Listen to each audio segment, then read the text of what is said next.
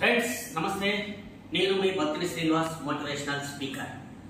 మన చుట్టూ ఎలాంటి వ్యక్తులు ఉంటారు, ఎలాంటి వ్యక్తులని మనం కొత్తగా తయారు చేసుకోవాలి, ఎలాంటి వ్యక్తులని మన జీవితంలోకి ఆహ్వానించాలి, ఎలాంటి వ్యక్తులను ఎదుర్కోవాలి అని ఒక అంశాన్ని గురించి మీతో మాట్లాడదలుచుకున్నాను. నాకు సడన్ గా గుర్తొచ్చింది టైటానిక్. ఈ టైటానిక్ షిప్ ఇప్పుడు ఎందుకు గుర్తొచ్చింది అంటే, వాస్తవానికి మీ అందరికీ తెలుసు, 1912లో ఈ షిప్ మునిగిపోయింది. అరేబియా సముద్రంలో మంచు కొండను ఢీకొని మునిగిపోయింది. ఇది అందరికీ తెలిసిన విషయం. కానీ సముద్రంలో ప్రయాణించే ప్రతి షిప్ కి ఒక నావిగేషన్ సిస్టమ్ ఉంటుంది. ఆ సిస్టమ్ ప్రకారం ఏంటి అంటే, ఎప్పుడైనా ఆల్ ఆఫ్ సడన్ గా ఒక ప్రమాదానికి లోనైతే, మేము ప్రమాదంలో ఉన్నాం, మీరు వినుంటారు, మేడే మేడే కాల్ ఇచ్చారు ఫ్లైట్ లో అని. సో టాటా ఫ్లైట్ అయినప్పుడు అలాగే దీనికి కూడా ఒక సిస్టమ్ నావిగేషన్ ఏమని ఉంటుంది అంటే, ఒక బటన్ ప్రెస్ చేస్తే దాని సరౌండింగ్ లో 100 కిలోమీటర్ల వరకు ఎన్ని షిప్స్ అయితే ఉన్నాయో వాళ్ళందరికి మీ ప్రమాదంలో ఉన్నామనే సిగ్నల్ వెళ్తుంది. ప్లీజ్ హెల్ప్ మీ, చాలా అర్జెంట్ మీరు రావాలి, మీ సాయం మాకు అవసరం ఉంది అని ఒక మెసేజ్ ఆ షిప్ యొక్క కెప్టెన్లకు వెళ్ళిపోతుంది.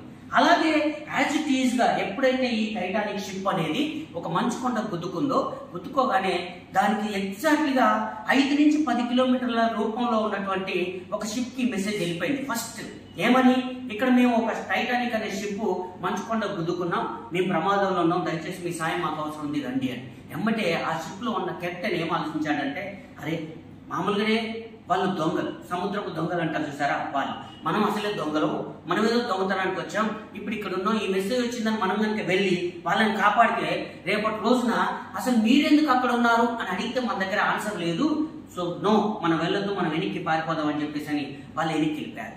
అదే సమయంలో 20 నుంచి 30 కిలోమీటర్ల దూరంలో ఉన్న ఇంకో షిప్ కూడా ఈ మెసేజ్ వెళ్ళింది, టైటానిక్ అనే షిప్ మేము ప్రమాదంలో ఉన్నామని. ఏమంటే ఆ షిప్ కెప్టెన్ ఏం చేశాడంటే, ఇప్పుడు అర్ధరాత్రి 12 అవుతుంది, 1 గంట అవుతుంది, ఇప్పుడు మనం పోయి ఆ ప్రమాదంలో మనం ఎందుకు తిరుక్కోవాలి, హాయిగా నిద్రపోదాం, ఏదంతా పొద్దున్న చూసుకుందాం అని చెప్పేసి అని సబ్జెక్ట్ ఆ షిప్ని అక్కడే హోల్డ్లో పెట్టేసుకుని హాయిగా నిద్రపోయాడు ఆ కెప్టెన్. అదే సమయంలో ఇదే మెసేజ్ 50 నుంచి 60 కిలోమీటర్ల దూరంలో ఉన్న ఇంకో షిప్కి వెళ్ళింది. అప్పుడు ఆ షిప్ ఉన్న కెప్టెన్, అయ్యో మన వాళ్ళు ఎవరో ప్రమాదంలో ఉన్నారట, ఎంత వీలైతే అంత నేను వెళ్ళి త్వరగా వెళ్ళి వాళ్ళని కాపాడాలని. మీకు తెలుసో లేదు, సముద్రంలో ప్రయాణించే షిప్ 12 నాటికల్ మైళ్ళ కన్నా ఎక్కువ స్పీడ్ గా వెళ్ళకూడదు. కానీ తను 56 కిలోమీటర్ల దూరంలో ఉండి అంతకు మించి వితౌట్ పర్మిషన్ 16 నుంచి 18 నాటికల్ మైళ్ళ స్పీడ్ తో ఉరికొచ్చి టైటానిక్ షిప్ దగ్గరకు వచ్చి కొన్ని వందల మందిని కాపాడాడు. సో ఆ షిప్ వల్ల కొన్ని వందల మంది రక్షించబడ్డారు.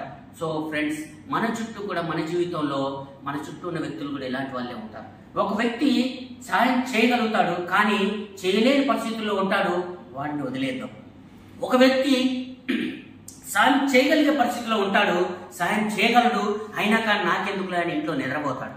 ఇంకో వ్యక్తి ఎంతో అల్లంత దూరంలో, అందనంత దూరంలో ఉన్న మన ఆత్మీయుడు, మన సోదరుడు, మన మిత్రుడు ప్రమాదంలో ఉన్నాడని తెలిసింది, మనం వెళ్ళాలి ఇప్పుడు అని చెప్పేసి అని పని కట్టుకొని ఆగమేఘాల మీద వచ్చి మనల్ని ఆదుకోవడం కోసం మన మేలుకొని, మన శ్రేష్ఠుకొని వచ్చేవాడు ఉంటాడు. ఇలాంటి వ్యక్తులు ఉన్నారా మరి మీ జీవితంలో, మీ చుట్టూ ఉన్నారా?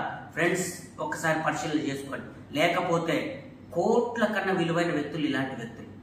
మీకు తెలిసి ఎవరైనా అలాంటి వ్యక్తి, నాకు నేను ఆపదలో ఉంటే నాకు సహాయపడగలుగుతాడు అని మీకు ఎవరైనా అనిపిస్తే మాత్రం మీరు అర్జెంటుగా అలాంటి వ్యక్తుల్ని తయారు చేసుకోండి. అలాంటి వ్యక్తులకి దూరంగా మాకండి. అలాంటి వ్యక్తుల్ని ఇంకా ఇంకా ఇంకా పెంచుకోండి. మీ జీవితంలో మీరు బాగుపడతారు. 100 కోట్ల రూపాయల విలువ కన్నా 10 మంది ఆత్మీయ మిత్రులు, స్నేహితులు విలువైన వాళ్ళనే నా ఉద్దేశం. Thank you friends, thank you very much.